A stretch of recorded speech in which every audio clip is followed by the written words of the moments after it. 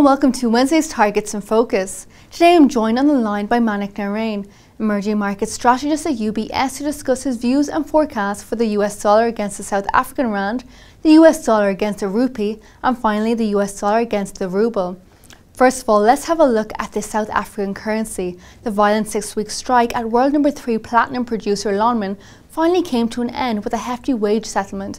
Manik, how have the strikes affected the markets, and what is your forecast for this currency pair?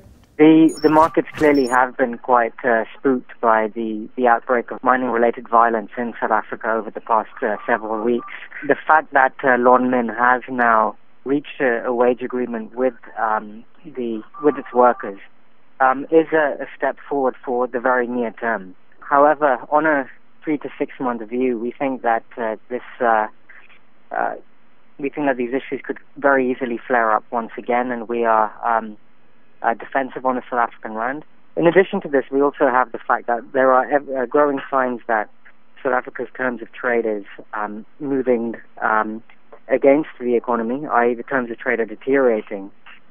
And the trade deficit is widening out at one of the fastest paces in emerging markets today. So there are underlying fundamental weaknesses that are essentially combining with the mining-related protests to mean that there is a real risk of further rand weakness in the months ahead.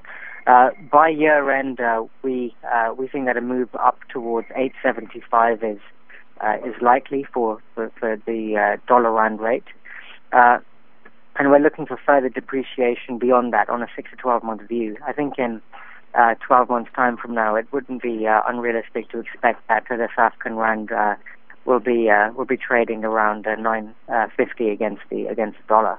Now moving on to the Indian rupee against the US dollar. How do you feel about India's economy right now, and what is your outlook for this pair? In the short term, we are expecting the relief rally in the Indian rupee to extend.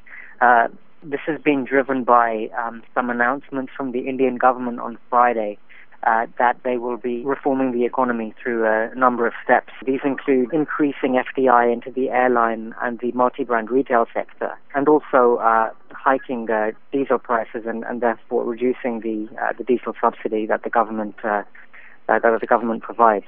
So in the short term, these are quite comforting steps that the government is finally taking some action to stimulate the investment dynamic in India, which has been suffering over the last few years.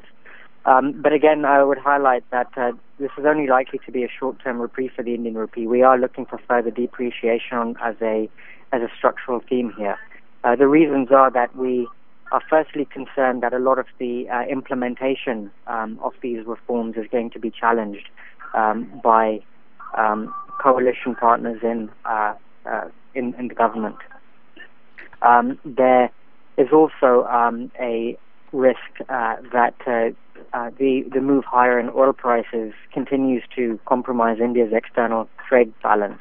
We really need to see more being done in terms of productive investment in agriculture and productive measures in terms of reducing the subsidy bill. A rate of around 53 seems now achievable. We're considering moving our forecast to that level for the 3 month view. But on a 12 month view, I think we're going to see the rupee coming under pressure again. We should look for a move somewhere, I would say, around 56 against the US dollar by the end of next year.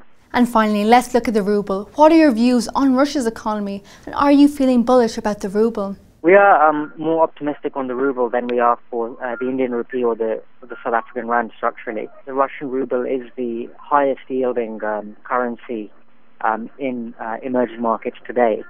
And the central bank is signaling that it's prepared to let that carry support for the ruble extend further. So this is a central bank that, in contrast to every other central bank on the planet, is actually raising rates today and tightening monetary policy. Yield support for the ruble should remain intact, if not expand further from here. We're looking for another 50 basis points of policy rate tightening from Russia over the next 6 months. Second factor is that Russia is opening its markets, in particular its sovereign debt markets, to foreign investors in a bigger way.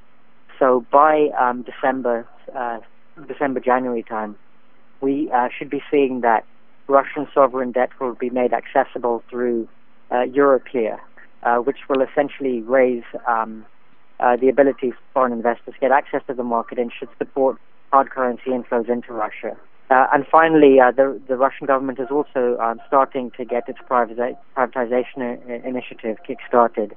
It's early days yet, but this week they announced that Sberbank will be partially privatized by the end of the year. I would say by the end of this year, we'd be looking for the dollar to be trading around about 30 against the US dollar by the end of this year. And by the end of 2013, we'll be looking for a move towards 29 against the dollar. The fact that we're expecting as a house the euro to depreciate next year against the dollar, most of the ruble's gains will be seen against the euro as opposed to the US dollar. Thank you very much for sharing your outlook on these three currency pairs with us today. Tomorrow I'll be looking at Japan's economy, so do tune in for that. Goodbye.